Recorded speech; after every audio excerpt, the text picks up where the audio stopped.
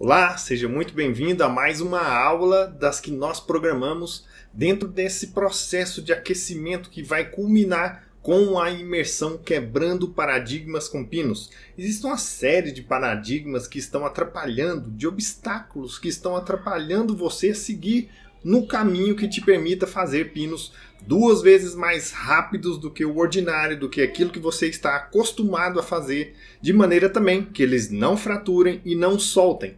Esses são os grandes objetivos de toda essa preparação e de toda a imersão que vai acontecer a partir da semana que vem, segunda, quarta e sexta-feira, dia 21, dia 23, dia 25 e depois uma aula final na outra segunda-feira, dia 28.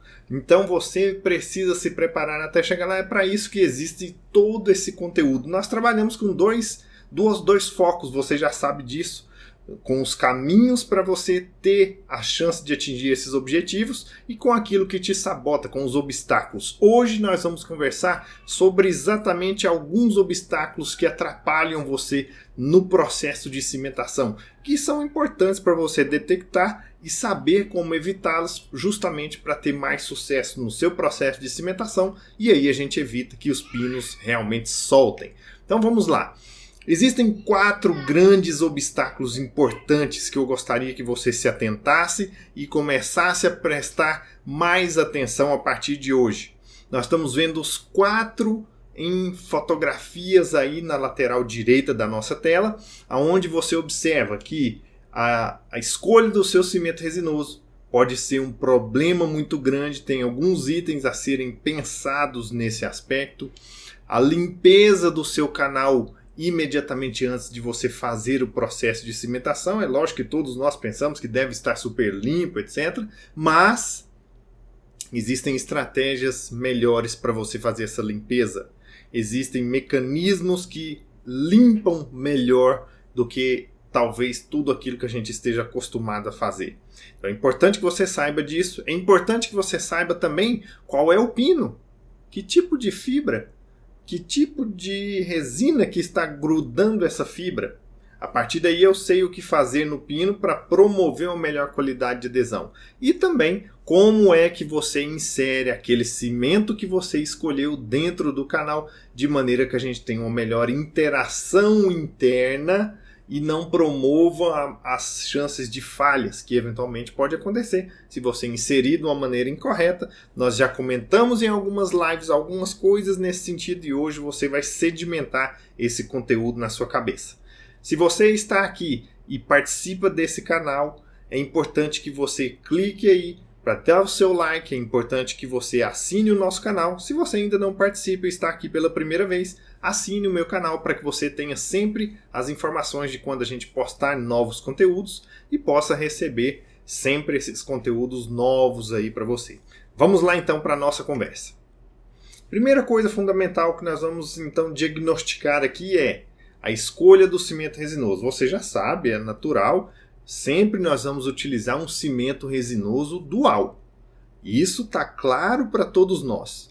A dificuldade de polimerização dentro do conduto, que normalmente vai envolver aí uma extensão em torno de 10, 12 milímetros do seu pino dentro do canal, essa extensão toda ela faz ser difícil a luz do seu fotopolimerizador chegar lá embaixo. Portanto, nós temos que ter um cimento dual, onde a parte foto é complementada pela parte química. Beleza. Quais os dois tipos de dual que existem? Rodrigo, eu poderia utilizar um cimento químico? Sim, você poderia. Por que eu não uso? Porque o cimento químico ele demora mais para polimerizar. A reação química é mais demorada. Tá certo? Então, se ela é mais demorada, o seu paciente sai, vai para casa, ele quer se alimentar, etc. Você corre riscos de prejudicar aquela interface adesiva. Ao longo das próximas 6 horas, no máximo 24, você atinge o pico da polimerização de um cimento absolutamente químico. Então, não é o ideal. Tá bom? Cimento dual. Convencional ou autoadesivo. São os dois estilos de fotopolimerização, de reações químicas. Fotopolimerização não, né? São os dois estilos de reações químicas de polimerização que ocorrem nesses cimentos. Ou ele pode ser convencional, ou ele pode ser autoadesivo. os convencionais dual. O que significa, na verdade, ser convencional? Não é que ele é dual, mas o convencional é aquele que precisa que você faça a aplicação do sistema adesivo antes. Então são os mais tradicionais, você tem que aplicar o adesivo antes.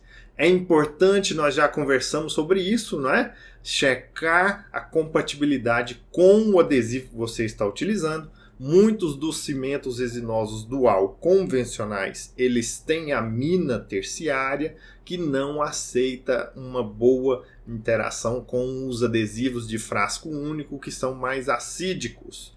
Por exemplo, os adesivos universais. Então cheque aquilo que você está usando para usar da maneira correta um bom sistema adesivo. E, naturalmente, como você precisa fazer a aplicação do sistema adesivo, esse tipo de estratégia envolve mais passos clínicos. Então você vai ter o passo de condicionamento ácido do remanescente radicular, depois de inativação das metaloproteinases, tirar o excesso de clorexidina 2% aplicado por 60 segundos para fazer essa função. Depois você tem aplicação de primer, uma ou duas camadas, a depender do sistema que você está empregando. Depois você aplica adesivo, tira todos os excessos, faz a evaporação em todos esses passos. Então você vai aumentando a quantidade de passos, lava, né? Tudo isso você vai ter a quantidade de passos aí aumentando. Lavar o ácido, né? Não lavar o adesivo. Então evaporar o solvente, depois fotopolimerizar, depois inserir o cimento, inserir o pino, fazer a fotoativação. No geral, se a gente for esmiuçar cada passinho desse daqui, nós já vimos que a gente vai gastar em torno de 12, 14 passos. Então, são mais passos clínicos. Qual que é o prejuízo disso? Você corre o risco de errar mais, porque tem mais passos aí embutidos. Não significa que é ruim. Vejam só, a maior resistência adesiva, se eu fizer um teste, eu pego aqui um disco de dentina e colo qualquer estrutura que seja adesiva aqui em cima e faço o teste de resistência adesiva, esses são os cimentos que promovem a melhor resistência adesiva. Só que é diferente eu fazer um teste aqui e eu testar isso dentro do canal. A geometria é completamente diferente, tá? E esses cimentos são aqueles mais suscetíveis ao momento de corte do pino. Então nós já vimos sobre isso, você precisa cortar antes de cimentar ou após construir o núcleo de preenchimento. Nunca o pino cimentado sem nenhum suporte ao redor. E depois nós temos os autoadesivos. Os autoadesivos têm um grande benefício no sentido de se interagir com a estrutura, que é essa reação tripla. Então ele tem uma reação dual, né? A dual ela já é dupla, né? Dual, então química e foto, e tem uma reação que ocorre interna e externa a ele. Interna ele consome algumas partículas e faz um processo semelhante ao ionômero, uma quelação com o cálcio da estrutura dental. Então é um processo triplo de reação que promove a sua qualidade de adesão, que chega dentro dos pinos a ser igual e algumas vezes pode até ser que seja melhor. Por quê?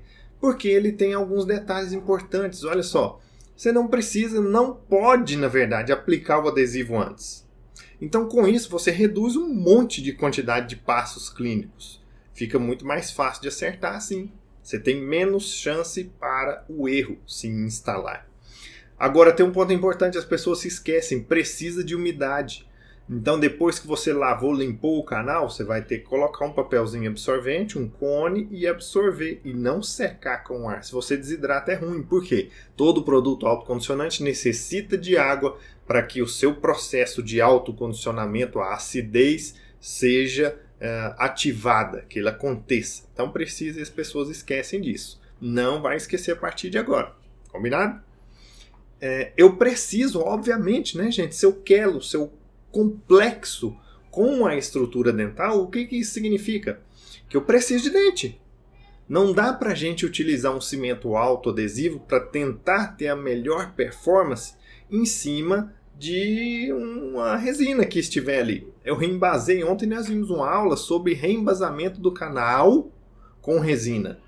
Então reembasei o canal com resina, ficou o orifício para eu cimentar o pino. Então agora eu não posso cimentar esse pino aqui dentro com um cimento autoadesivo porque ele não tem aonde ele grudar na estrutura dental. Aonde ele vai fazer o seu processo de autoadesão? Não tem dente. Isso prejudica inclusive na redução da sua hidrofilia, senão ele continua muito hidrofílico e com o tempo isso faz absorção de água e deteriora a adesão, tá? Então é problema. Menos passos clínicos, eu consigo alta resistência adesiva, depende do cimento, tem cimentos dessa natureza que são ruins, outros são bons, já indiquei para vocês quais são os bons, e não é suscetível ao momento de corte do pino. A qualquer momento você pode cortar e vai ter um bom resultado, tá ok? Olha só que interessante, esses dois estudos mostram esses dados que eu trouxe agora para você. E as pessoas acham que não, nossa, o autoadesivo não é um bom cimento. Na verdade é porque você está acostumado com aquilo que é o passado e não com a tecnologia atual. Tecnologia, eu lembro para você, ciência aplicada. A ciência desenvolveu muito nos pinos nos últimos tempos. Então, se você pega esse trabalho aqui, ó, de 2015, nos mostra, veja, o escurinho é o U200, né? Fora do Brasil ele é chamado de Unicem. Então, o escurinho é ele, o branquinho é o Relax ARC. Vejam que aqui o 200 está melhor, aqui ele está melhor, aqui ele está melhor. Nessa primeira e a segunda situação, eles são idênticos estatisticamente. O valor é um pouco maior, mas eles são idênticos. Agora aqui a diferença é grande. Esse é o momento de corte do pino que acabei de falar para vocês. Tá? Mas mostra que é comparável. Na hora que você vai lá para baixo, esse outro estudo agora, International Odontic Journal, mostra para nós, olha só, eu pego aqui um tipo de pino. Vamos focar só nesse tipo de pino, sem pegar um pino serrilhado. Vamos pegar esse aqui, ó. Olha os 4 cimentos. Então eu tenho o 200, Relax RC, um cement post, um cimento que já saiu do mercado, totalmente químico, e depois o Max 100, um cimento autoadesivo da Care. Percebam que em primeiro aqui nós temos o 200, seguido pelo ARC, seguido pelo Cement Post, seguido pelo Max 100. O Max 100 é um autoadesivo que ainda não conseguiu reduzir aquela hidrofilia dele. Então ele continua muito hidrofílico e com isso ele perde muita resistência adesiva ao longo do tempo. Então vejam que nesse estudo já mostra o 200 como uma performance melhor ainda nas cimentações de pino. E é esse ponto que você precisa se atentar. Tá ok? Beleza. Mais um ponto então. Primeiro ponto então está resolvido. Vamos partir para o uso dos autoadesivos. Segundo ponto. Limpeza do canal antes de cimentar um pino. Fala aí para mim, como é que você digita aí, ó, digita aí embaixo nos comentários. Como é que você faz a limpeza antes de você conhecer aqui essa conversa nossa? Por que eu estou dizendo isso a você? Porque existe uma ordem de importância desse problema. Aonde esse problema é menos importante? É lógico, eu não posso considerar que eu vou fazer um trabalho definitivo em cima de um dente todo sujo como esse. Cheio de resto de acrílico, de cimento provisório, disso tudo. Não. Mas nas situações aonde mesmo microscopicamente você não está conseguindo enxergar, existe sujeira ali. De remanescente de cimento, às vezes acrílico, alguma coisa está ali, né? Obturador de canal, tego-tapete, então tudo isso pode estar ali presente. Os cimentos e os adesivos convencionais, eles sofrem menos. Por quê? Porque durante o processo de confecção disso, se aplica um indivíduo que faz uma limpeza importante, ácido fosfórico. Então ele auxilia nessa etapa. Na hora que você pega um cimento convencional e associa com um adesivo autocondicionante, aí não. O autocondicionante já pede que, poxa, eu só entro aqui se isso aqui estiver limpinho, se isso aqui estiver bagunçado, eu não vou mexer com isso não. Então ele tem dificuldade de interagir com a superfície que esteja suja. E, logicamente, um cimento autoadesivo, que seria a nossa primeira escolha pelo item número 1, aqui também ele será prejudicado. Portanto, o fato é, independente de tudo isso, eu vou fazer a melhor qualidade de limpeza para todos, tá certo? Então vejam só, nós publicamos um trabalho avaliando justamente essa possibilidade de limpeza, dependendo do cimento que você tem ali, ó. Cimentos à base de óxido de zinco sem eugenol, com eugenol, hidróxido de cálcio. Tem vários outros tipos de cimento também, né? Biocerâmicos, etc. Então vejam que, independente do tipo de cimento, quando a gente consegue fazer o jateamento com óxido de alumínio, é a melhor qualidade de limpeza pois dá maior resistência adesiva. Só que dentro do canal não tem como você fazer um jato de óxido de alumínio. Então, quando você desce aqui para o lado da estatística e observa o segundo item, que também atinge altos valores, significa você fazer a profilaxia com água e pedra pómez. Então é bom para qualquer cimento e é isso que nós vamos praticar então. Como eu vou fazer isso? Com uma escovinha específica intracanal. Deixa eu pegar uma aqui para vocês. Olha aqui, ó. Essa escovinha que você vai fazer uso. Você vai colocar a pedra pómez aqui e inserir dentro do canal. Ela encaixa no seu baixa rotação e aí você faz todo o processo de limpeza. Já tem uma outra live, viu, gente? Tem uma outra aula que já está liberada para vocês aí na nossa imersão e que compõe uma playlist que você pode assistir também, uma sequência de 10 aulas que abordam vários assuntos importantes, inclusive esse. Tá? Então é importante que você siga aí e assista essas aulas para se inteirar um pouco mais ainda a fundo desses temas.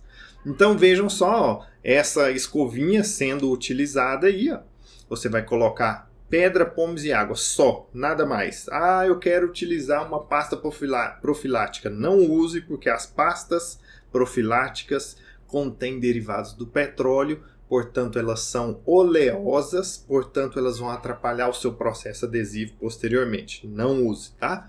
É água e pedra pómez, o mais barato, melhor, super, ultra eficiente.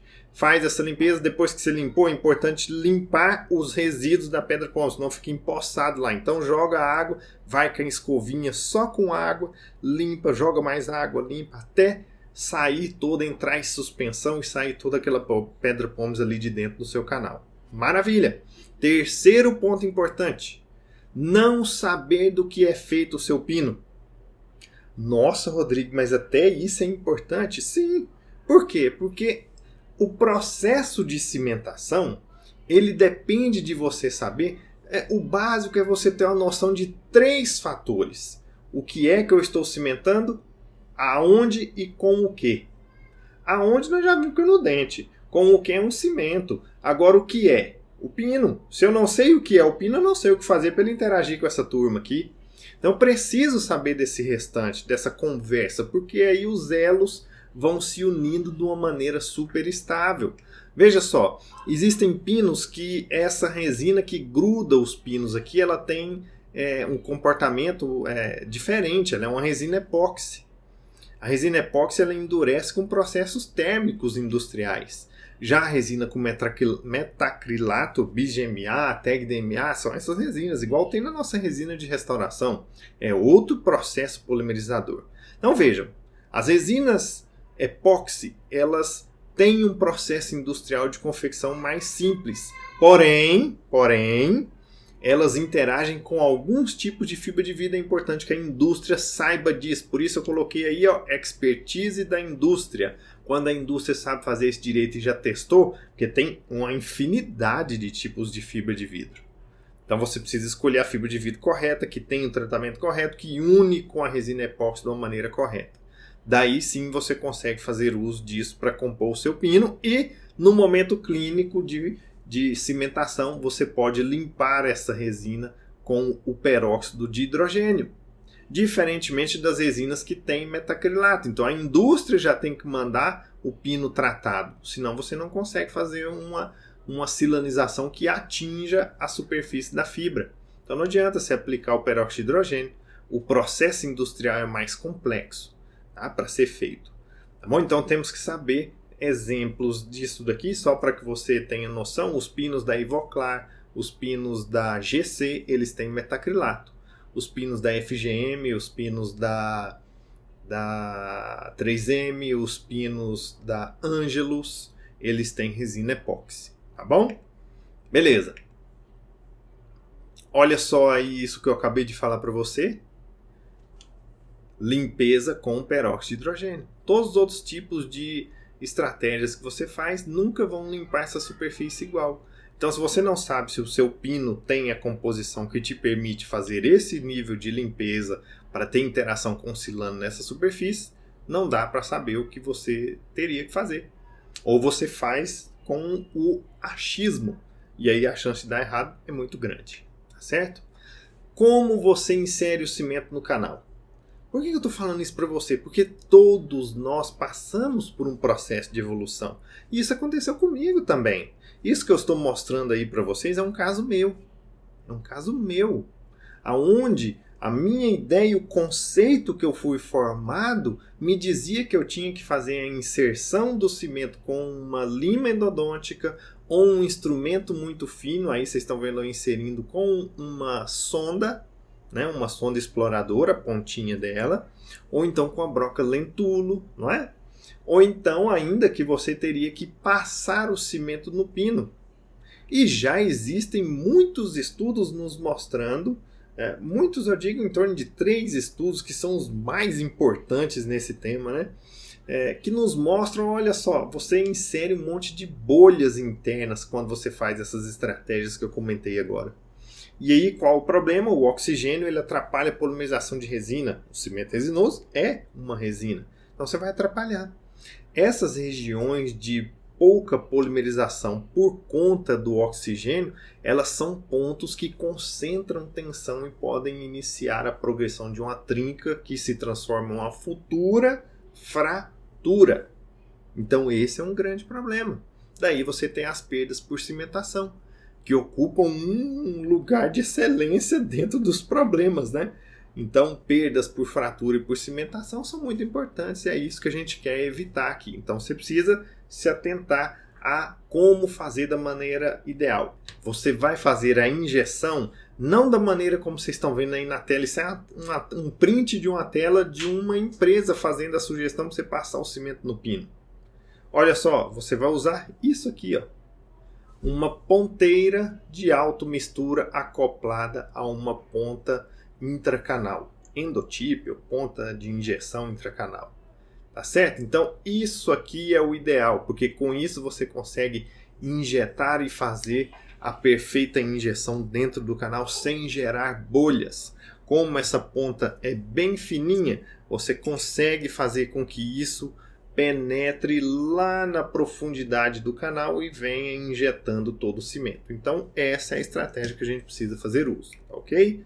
Vejam aí esse estudo bem recente agora nos mostrando que somente com essa estratégia a gente tem quase nada de bolhas sendo geradas.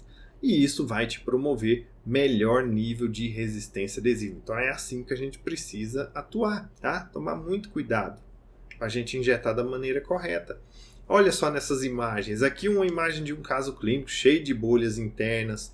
Aqui outras imagens de microscópio mostrando pra gente, olha só, um monte de bolhas, ao contrário de quando você injeta lá dentro. Então, tem que tomar esse devido cuidado. Olha, esse caso é um caso meu também, ó, que eu injetei com a ponta de automistura, mas não era aquela que tem a endotip. Então, vejam que na hora de eu inserir o cimento, olha a bolinha surgindo ali. Então, o que você precisa é fazer uso dessa estratégia. Aí sim você promove uma boa qualidade de injeção sem problemas. Esses então são os 4 obstáculos que você precisa superar. Tá ok? Você precisa fazer uma boa limpeza do seu canal, escolher um bom cimento, entender qual é o seu pino e saber como inserir esse cimento da maneira adequada. Espero que vocês tenham pegado várias informações de valor para você. E lembre-se que amanhã nós temos uma super live onde você vai aprender como que você deve pensar para realmente fazer a indicação. Quais os grandes fatores que te norteiam a indicar um pino onde realmente ele é necessário e os pensamentos que você precisa traçar para construir o seu caminho de maneira sólida dentro dos pinos. Te aguardo amanhã, domingo, às 20 horas. Tá ok? Um grande abraço. Se você ainda não se inscreveu, lembre-se de se inscrever, tá? Aí embaixo você tem o link para fazer a sua inscrição na imersão e participar comigo. Um abraço e nos vemos no domingo.